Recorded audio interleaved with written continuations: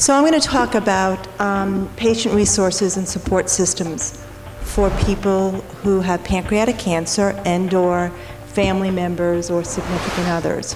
And I like to divide this journey up into first diagnosis, treatment, recovery, and survivorship, and give you some tools that you can put in your tool bag to deal with each of these stages along this journey.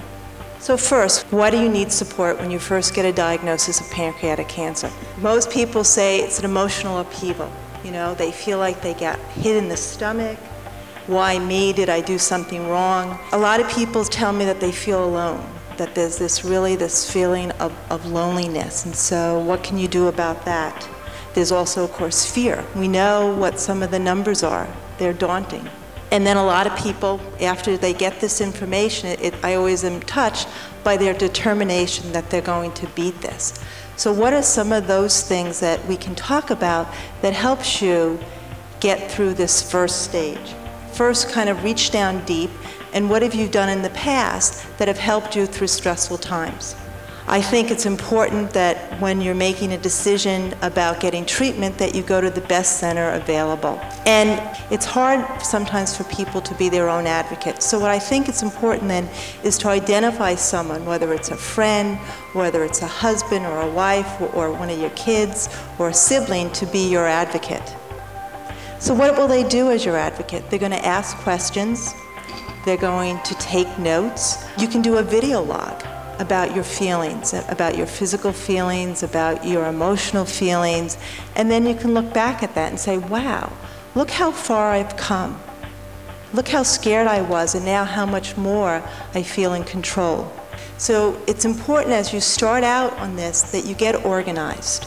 And so when you make that phone call to the healthcare provider, what I would recommend is that you be objective and quantitative and pragmatic in describing what's going on with your body. So the more information that's concise, that's objective and quantifiable, it helps us then help you in this journey.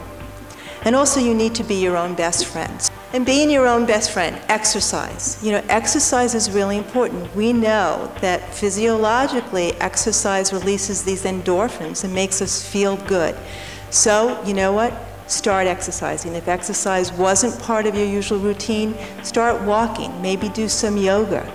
And you need to take care of yourself. You know, do some of those things that really take care of yourself. And if you think about your body, that our body has certain strengths and energies, and if we can tap into that, you know, maybe that's not going to cure us, okay? But maybe it's going to make us feel better, and that's the important thing, that on this journey, that you have a good sense of feeling well and that you're in control and that you're driving the bus.